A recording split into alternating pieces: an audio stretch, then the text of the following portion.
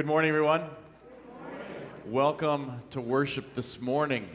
This morning, there is a lot going on, and we got a lot of excitement around here with our 150th anniversary this year. As part of that, every month or every few weeks, we spend some time celebrating a piece of history and honoring a piece of history and remembering some great memories. And so today, obviously, as you can see, there are a lot of quilts up in front. And we're talking about quilts this morning at the beginning of worship and the history behind them. And there's a lot of, I encourage you after worship to come and check out these quilts. There are tags on many of them that share a little brief story of who made them, where they came from, all that. If you want to spend some time with that after worship, there's some great stories up here. During the beginning part of worship this morning, as part of worship, you'll see after parish notices, Nordland Quilt's anniversary committee. We're going to be spending some time hearing some stories of some of the historic quilts and some of the history behind them, and we'll hear stories from within. So we spend a few minutes with that this morning. So what a great way to kind of talk about history of this place through the art and the craft of quilting. Now there are 127 quilts that have been made this year. Where's my quilt people? Not this year. Those were just sent to Romania. Those are okay. Just in recent. In how much time do you suppose? We did it in the year 2006. I got back from there after Christmas in 2005, and the women decided they were going to do this mission. Yep. And so these were sent to an orphanage in Romania. We had up to 20 plus here, men and women, that whole year from January to September. Yeah. And So they were sent to Romania through Northwest Medical Teams out of Portland, Oregon. great. So a number of places that our quilts and our quilting folks have sent quilts to, and Romania was one of them, one of the places where we've sent quilts, 127 of them back in 2006, 2007, that area. We also sent quilts to the Cree Indian tribe in Canada, Lutheran World Relief, and also to a multicultural church called People's Church, All People's Church up in Bemidji. And so there's just a handful of places that a lot of our quilts have gone to over the course of the years. And we'll hear more about how many quilts are being made and how that process is happening here in a few minutes as well. So to all those that spend time quilting here at Nordland, thank you for your ministry and ongoing ways of sharing God's love through the gift of your craft. Who brought this quilt? Robin?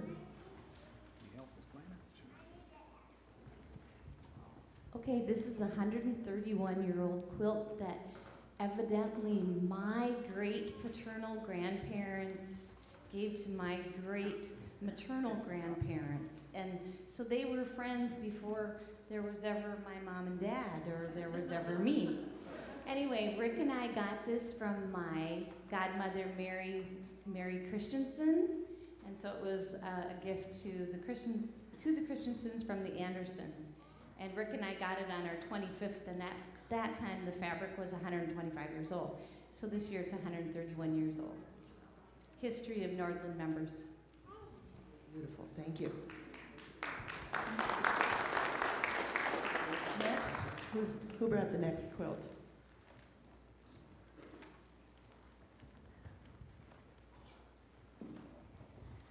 This quilt was made by Bible school kids one year.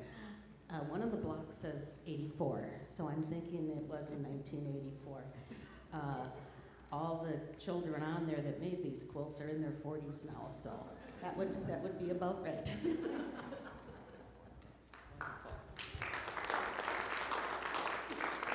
Thank you. The next one, the pink and white quilt.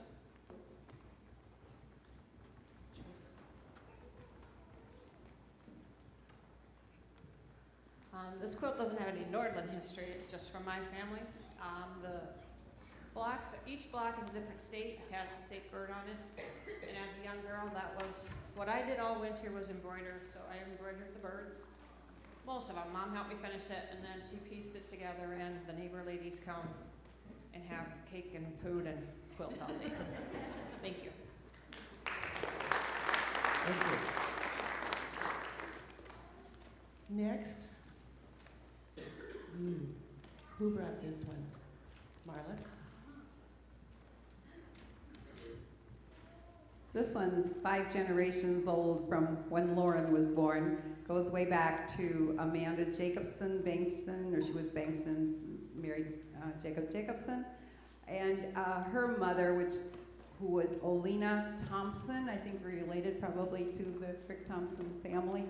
And she had married Jonas Jacobson. And so this was done in the late 20s probably. It was sewn with a sewing machine, so they would have had to have a treadle sewing machine by then.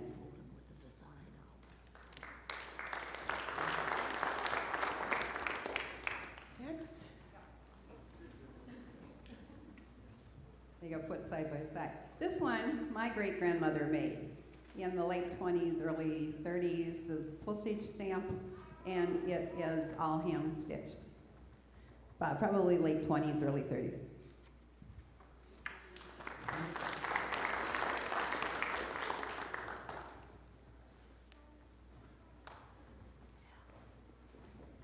You notice the slideshow up above too. Some of those are historical photos of quilters and quilts. All right, who brought this one?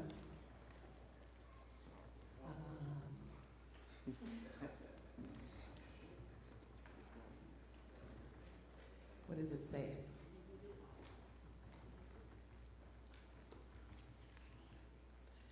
Vintage from the 30s, pieced and stitched by Annie Pedersen, aunt of Dorothy Hendrickson and Bob Pedersen, brought to display because of the large amount of stitches. Dorothy, I'm sorry, I didn't see your hand. This quilt was made by our aunt, Bob, and myself. And the reason I brought it was because of the great amount of stitching around the edge. I think it's about every inch. She made quilts all the time. It's nothing real special, but there's a great amount of stitching on it. That'd be good, fun to see close up. Oh, this is a sweet little baby blanket, lap blanket. Who brought this one?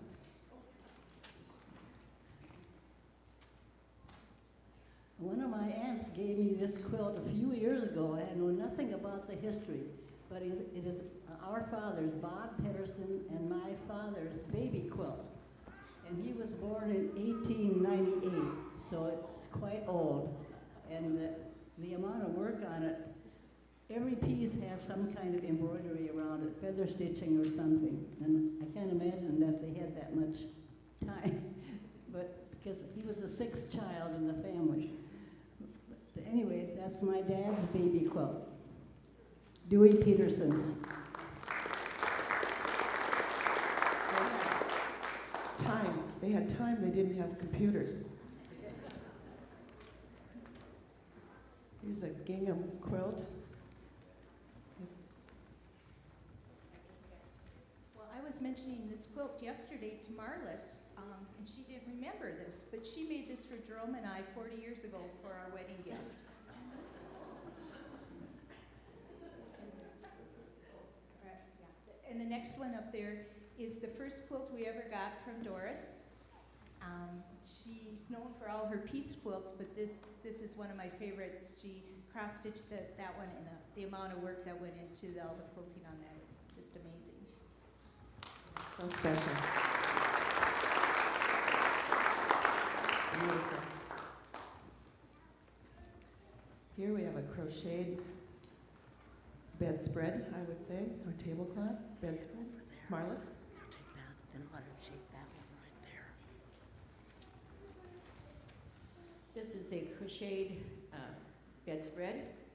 It's called a pinwheel, and I think you can see that it is a pinwheel, made by Corda Chestnuts back in the late 20s, we think, maybe early 30s. Corda was the aunt of Kathy and Chuck and Gaylord Chestnut. She was in the wheelchair for 40 years with polio. She died in 1948. She was a member of church, and they held church at the Chestnut House in the late 30s when they couldn't afford to heat this church. And because she was in a wheelchair, we had several services at the Chestnut House. She was loved by so many people, and so this is an honor for, in her name today, to bring this quilt, or this covering, and I still use it. I've been told several times, don't put it on the bed. Well, it's no good there. It is so beautiful, and she did so much handiwork. So I'm very proud. I didn't get to know her. She passed away in the 40s, but these people knew her, so. Okay. Who does this one belong to? Ann?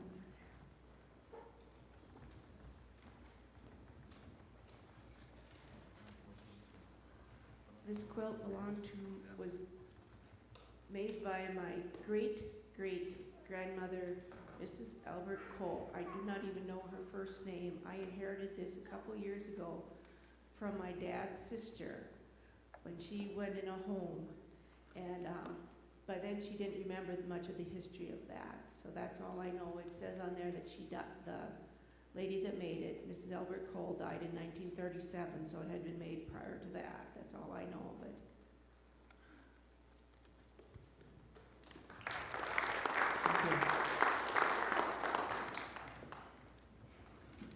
Next one, Robin. This is a Henry Sunday quilt that Rick and I purchased, not his last one, but one of his last ones, and he just said, "Now put it on your bed. Don't hide it." So it was on our bed. Beautiful.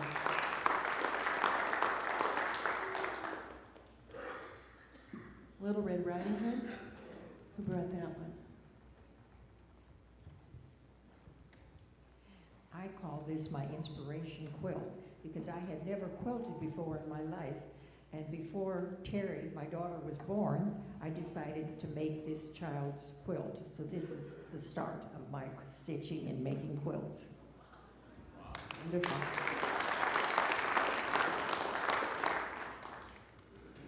The red rimmed. Kathy? I don't think I need them, Mike. Okay. This quilt was made by my great-grandmother, Ellen Johnson Norbelstadt, my mother's grandmother, around 1918, something like that. And my aunt in Oregon had it, and another one. She mailed back to my mother in the 70s, and Mother had it quilted here. Beautiful.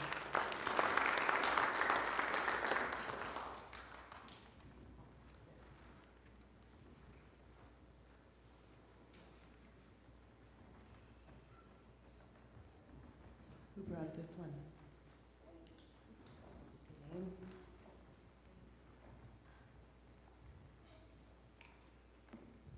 This was made by my grandmother, Hufford. She was born in 1866 and died in 1935. And the front is pretty worn, but look at all the stitching on the back. So many hours of work. Yeah. We'll have to look at them afterwards. Nancy, is this yours?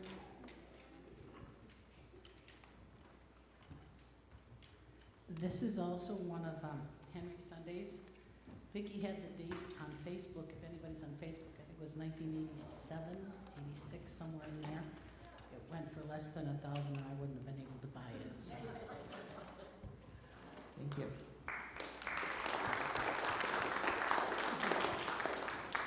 Next one. My mother, Esther Diedrich, made this quilt quilt from my bed when I was a child, and so it's something I really cherish. It's well used, and it's something I'll always treasure.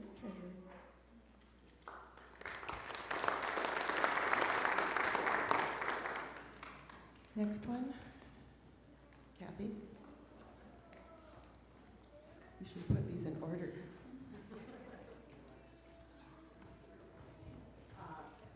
This Dresden plate quilt is an honorary members quilt, and each, at that time they were called honorary members, now they're honored members, and each woman donated one and their name is embroidered on it. And I bought it at the fest in the 80s sometime. I forgot I had it until I was living there.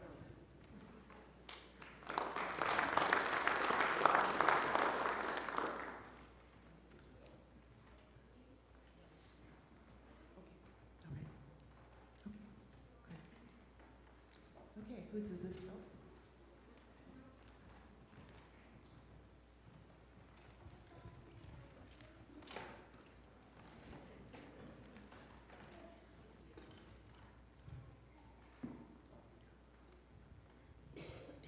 The reason we brought this one is this is the last quilt that our mom, Gladys Powers, has put together. As you know, she loved quilting, and for the last 40 years, she started out making quilt tops, and then she'd bring them to church here for the ladies to put together. And then later on started them and finishing them in her home, in her little quilt room there. As I said, she loved quilting, and any piece of clothing that never got worn frequently would kind of disappear and then turn up in a quilt. And she made a quilt for each one of her grandkids, besides the hundreds that she donated to Lutheran World Relief, to the Painesville Community Center when Ruth Orlick was there. Some of them went to the Children's Vision International in Bogota, Colombia. And she sent some with Marlis Pearson up northern Minnesota to some reservations. So we think this is special. Also, we think it's truly special because in the latter years, her eyes were affected by macular degeneration, so it got harder and harder for her to quilt. But she put a few strategically placed lights on her machine, and so she could continue a few more years. And in the last several years, she finally got to saying, well, I've done this so much, I do it more by feel than by sight. So, but now, as I said, this is the last because lights and the feel are no longer enough. And so we feel it's special, and we also feel that we kind of asked her how many she thinks she's made. And she said, well, I think well over 900 quilts and tops in her 40 years. So we think this is truly special.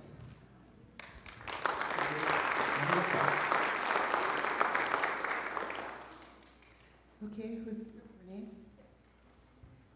This is one that, it's not really a quilt, it's a panel that was put together. The middle of it says District 19, 1940, and each square is made of spokes of people's signatures. There's a square for my dad's family that's all Martinsons. There's a square that's got mom's family on it. Merlin Olson is on there. Beverly Anderson, who's now Hoganson. Marlene Diedrich is on there, who's now Marlene Crystal. Pastor Dolly's name is on there. And Rudy Nelson's is on there as a John Hancock signature someplace. It's ginormous in one of the corners. And that's Judy's dad. Yeah, it's right up by Larry's hand. So he did his John Hancock on that one. But I don't know why it was made, but there's a lot of names in there that I recognize. It was kind of fun to go through it last night.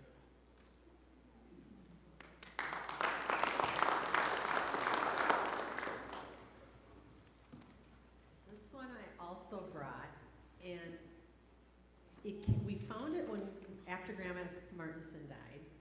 It's got autographs on it, but when Mom and I are talking, we think it might have been made for Herbie and Shayla's wedding because the date on it is August 2nd, 1944.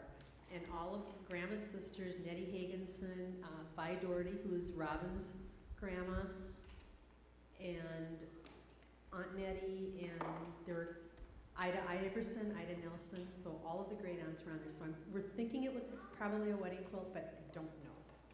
But that one is very worn, so I take good care of that one.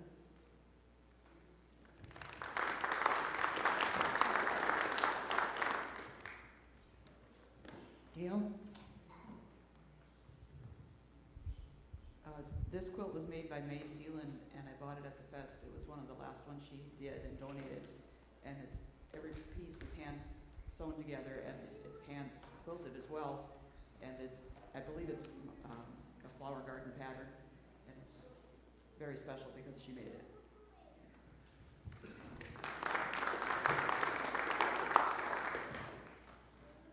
Kathy, handkerchief quilt. This is another honorary members quilt, the handkerchief quilt, and each lady donated a handkerchief, and then they were appliqued on, and their name embroidered under each one. Some of you with like Renee's quilt there, and the other honorary members quilt, you may want to come up afterwards and look at the names, because some of them will be your grandmothers, great-grandmothers, and maybe great-great on there. It was interesting. I bought it in 1980 at the fest. It was my folks' 50th anniversary. Took it home and put it on their bed, and my mother's handkerchief was right on her pillow by accident. So thank you all for bringing the quilts, and please come afterwards and look. The gospel text for today comes from the book of John, chapter 2. After this, he went down to Capernaum with his mother and brothers and his disciples. There they stayed for a few days. When it was almost time for the Jewish Passover, Jesus went up to Jerusalem. In the temple courts, he found men selling cattle, sheep, and doves, and others sitting at tables exchanging money. So he made a whip out of cords and drove all of them out of the temple area, both sheep and cattle. He scattered the coins of the money changers and overturned their tables. To those who sold doves, he said, "Get these out of here. How dare you turn my Father's house into a market?" His disciples remembered that it is written, "Zeal for your house will consume me." When the Jews demanded of him, "What miraculous sign can you show us to prove your authority to do all this?" Jesus answered them, "Destroy the temple, and I will raise it again in 3 days." The Jews replied, "It has taken 46 years to build the temple, and you are going to raise it in 3 days?" But the temple he had spoken of was his body. After he was raised from the dead, his disciples recalled what he said. Then they believed the scripture and the words that Jesus had spoken. The gospel of the Lord. Praise to you, Lord. You may be seated. I'm not going to hide the fact that giving messages, doing sermons, that kind of thing, isn't necessarily something that is the most comfortable for me. In fact, I'm much more comfortable in my camp role in a canoe, that kind of thing, or doing campfire worships, or anything that involves holding coffee. That truly does fit me a lot better. But the fact is, I appreciate you. And actually, I have a cup hiding of water over there because I was with the Sunday school earlier, and I was yelling so much that I finally looked at my wife, and I was like, I don't know if this is good. But the first time that I got the opportunity to be with a congregation, do the message, the sermon, it happened to be that I was at a congregation where the senior pastor was my pastor growing up.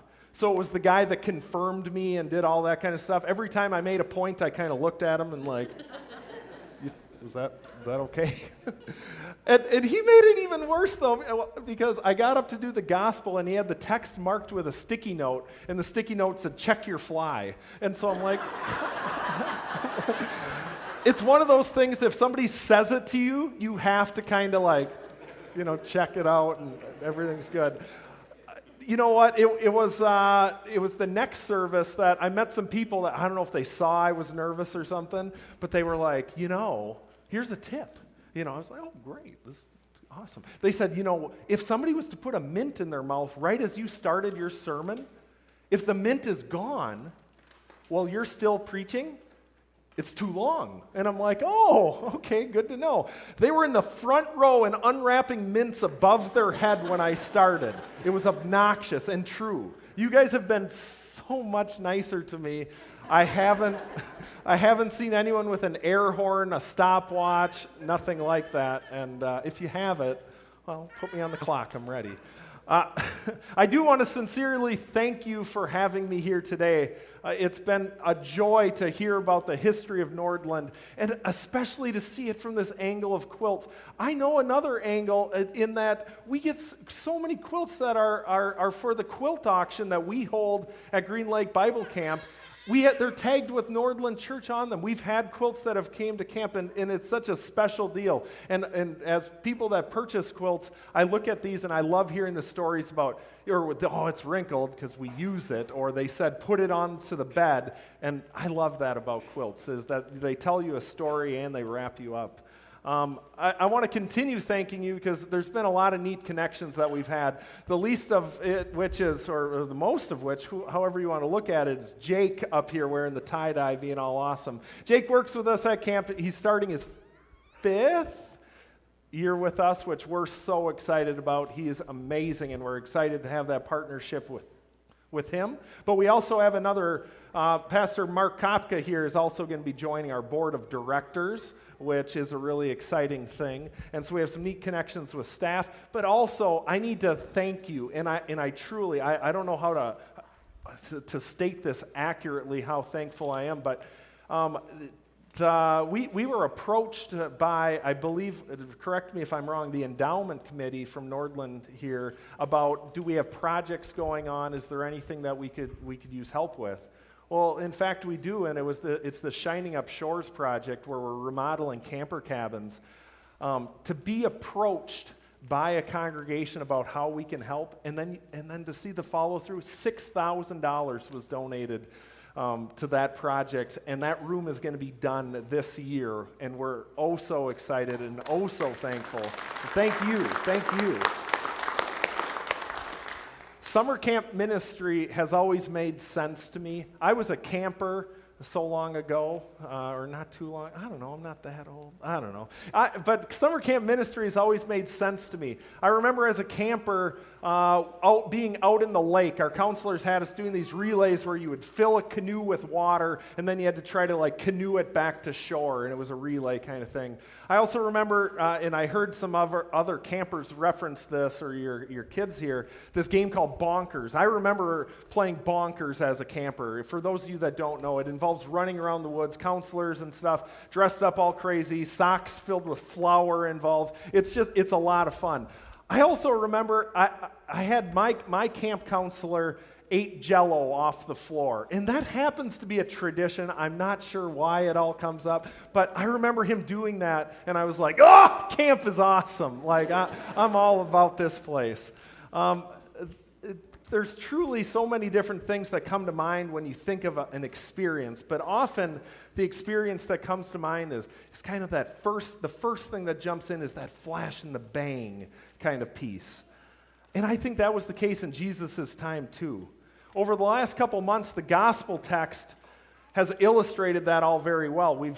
Jesus with his disciples has been traveling from place to place, doing a variety of things, preaching, teaching, but also healing and performing miracles. In the gospel text today, there was quite the scene inside of the temple. This flash and the bang it helps spread the news. Imagine if you were one of those people that was in the temple and saw a whip of cords used to drive cattle out and tossing of tables. You would remember that if Pastor Kopp could, started banging around here, and you might even tell others about it. That kind of thing sells. That has a way of helping a message be shared. And this line of thinking is the same for us. If I'm given the opportunity to talk from the camp perspective about why you should come to camp for a week, I'm not going to necessarily talk about, our policies and procedures or the registration process. No, I'm going to talk about, what camp is about, what the things you might do, how camp might make you feel, all of those kinds of things. I might even tell you about the flying squirrel, right? No, so some people are like, wait, what's he talking about? So the flying squirrel, it's this thing where you put a harness on and essentially you hook yourself up to a rope that goes up, picture a pulley way up in the air and then back down to the ground. And now picture I'm hooked up to this and you all are holding on to the rope. All right, now on the count of 3, if you run that way, whee, I'm going to go flying up in the air, right? That's the flying squirrel. Those are the things that you talk about because those are the things that immediately hook somebody, but they're not necessarily the reason that we're open for opening for our 80th year of summer this year. The flying squirrel is great, but that's not why we're still open. It does make total sense to me, though.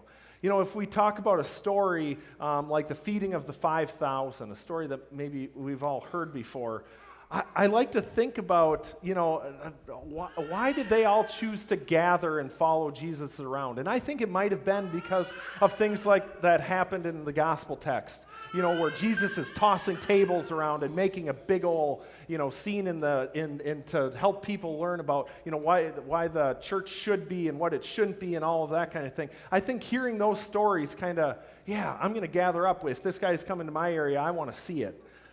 But I don't necessarily think that that's why they stayed. Kind of like I said, the flying squirrel is maybe what we talk about when we're telling people about camp, but I don't think that it's the reason why we're still open. All right, so when these people gathered up, they were with Jesus and they gathered up. I don't think they gathered up to challenge Jesus in a way where he was going to hey, you got to figure out how to feed us. No, I think that they wanted to be around and in his presence and to hear a life-changing and life-giving message. I don't think that they gathered just to force him to feed them or get that flash and bang piece that I kind of mentioned. But I do think it all works together. The flash and the bang and the deep message that we have to share. Relational ministry is at the core of how Jesus taught. He invited the children in. He stayed with them. He had dinner, he had meals, they talked about different things. Relational ministry is at the core of how Jesus taught, and it's also at the core of what camp is. Kind of the shoulder-to-shoulder ministry. I talk about often how if we keep our hands busy, with something, maybe it's the flash and bang kind of piece, our hearts and minds are given the opportunity to go deep with something else. This summer, our theme is Get Lost. I talked a lot about this with our Sunday school this morning. Get lost. And I think it embodies this partnership well, this flash and bang and deep message. Our theme verse comes from Matthew. It's chapter 10, verse 39. Those who find their life will lose it, and those who lose their life for my sake will find it. Our goal isn't for kids to come to camp and get lost in the woods. Our goal is that they're going to come to camp and get lost in the things that strengthen their faith. All right, and things that we've pulled out are this idea of prayer, service, love, and Sabbath. I equate getting lost to this idea of immersion. The idea of immersion. I have friends that are musicians or deeply passionate about music, and they talk about getting lost in music, immersing themselves in it, hearing the words, but also the beat, and kind of like letting it wash over them and tell them something. Now, I listen to music a little bit more casually, and so maybe that hasn't made sense, but maybe being in the middle of the woods and where nothing's going on, if you're just tramping through, but if you stop and let it wash over you, you start to notice different things. All right, this idea of immersion. That's what we're talking about when we talk about getting lost. At camp, by immersing ourselves in the activities throughout the day, surrounded by deeply passionate and caring staff like Jake, in a safe Christian community, we're able to take on some of these big pieces. All right, we're able to immerse ourselves in our themes throughout the day. And as I said earlier, by keeping our hands busy, we're able to get deep, and our hearts and minds are able to be used and changed in different ways. Jake read the text this morning, and it was that of the 10 Commandments that kind of jumped out at me. The 10 Commandments. The text from Exodus, it gives a great start to this idea of figuring out what are the things that we should be immersing ourselves in, all right? Because the Israelites, they were immersing themselves in different things. In fact, they were getting lost in various things that were pushing them away from God, kind of the exact opposite of our theme for this summer. Getting lost in things that push you away from God, I think it equates well to sin. And I really think it could be almost the simplest definition of sin. If fill in the blank gets in the way of your relationship with God, well, that's sin. And in terms of our theme verse, the Israelites were finding life, or they were looking to find their life in shallow, non-life-giving things rather than losing their life or getting lost in the things that bring them closer to God. The Israelites were lost. So what did they do, or what happened? What did God do? He gave them the 10 Commandments, kind of like a modern-day map in our camp theme. The contents of the 10 Commandments, they gave direction, they answered questions, and they eliminated confusion. The 10 Commandments gave clarity to what was going on. And I kind of say, but if the commandments act as a map, kind of as our reference, the logical question is asking, well, where does that map lead them?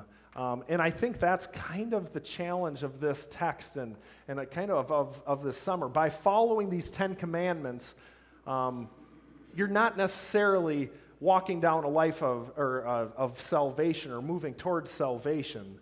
But the map acts as a step pathway towards the cross. Over Lent here, we've been kind of walking through Jesus' life towards the end, preparing, having him speak about what is next.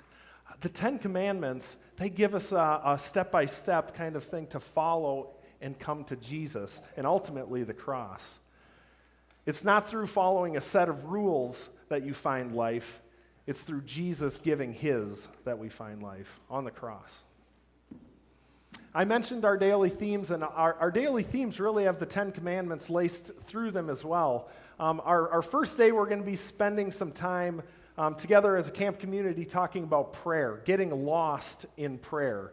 By spending our day immersed in prayer, we're going to strive to kind of understand our relationship, our direct personal relationship with God better. We're also going to be looking at service, something that this congregation really obviously understands as I'm hearing about where these quilts are going.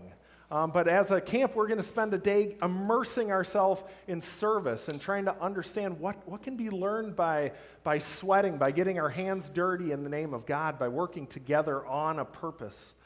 So we're going to get lost in service. We're also going to get lost in love this summer. At the core of the gospel and through Jesus' shared life is that of love. We're going to be talking about getting lost in love and also about what it means to accept that love, but also reflect that love or share that love with others. Getting lost in love. We're also going to be looking at Sabbath. Get lost in Sabbath. Time set away and apart. Our world is filled with distractions. What can be learned in the silence or by pulling yourself back? When I hear Sabbath, I often think of one of our sites. So we're a 3-site organization with Green Lake right down the road, Shores of St. Andrew a little further, and then Shores might be even closer, my geography.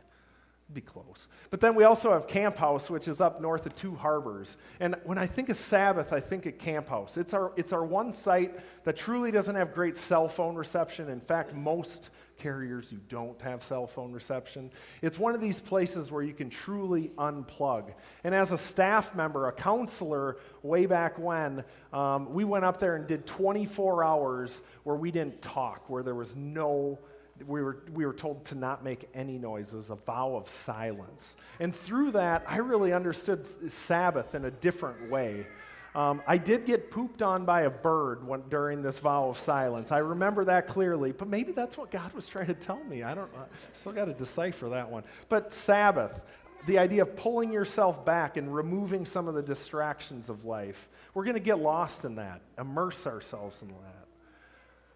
Those who find their life will lose it, and those who lose their life for my sake will find it. I'm excited about this summer theme, and I invite you all to join us in it. I'm going to close kind of with this understatement of the century. I really think Jesus would have been a great camp counselor. It's really hard to picture him with the canoe thing, filling up the canoe, or eating the Jell-O off the floor like my camp counselor did. I struggle with that. But I believe, given the opportunity, his style of relationship building, teaching, and accessibility would have more than overlapped with the goals and norms of camp and what we look for in staff. And when it comes to getting lost, who would have we rather had lead us than a man that spent 40 days in the woods, fasting and fighting off the temptations of the devil? Jesus is truly the crafty, loving, and empathetic teacher and friend that we look for when we're hiring staff. And although Jesus is not going to show up in our staff picture this year, I can promise that he's at the core of everything we do and leading us in everything we do here at camp. And I'm just so thankful for this partnership, and I'm so thankful that we have a given reason that camp is still relevant, and I appreciate you guys partnering with us on that. May the peace of God, which passes all understanding, guard your hearts and minds in Christ Jesus. Amen.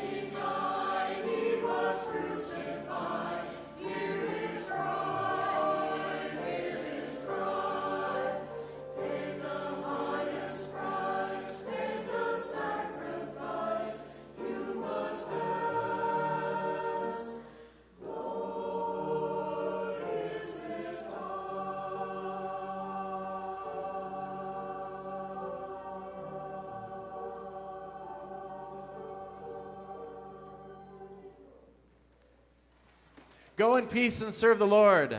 Thanks be to God.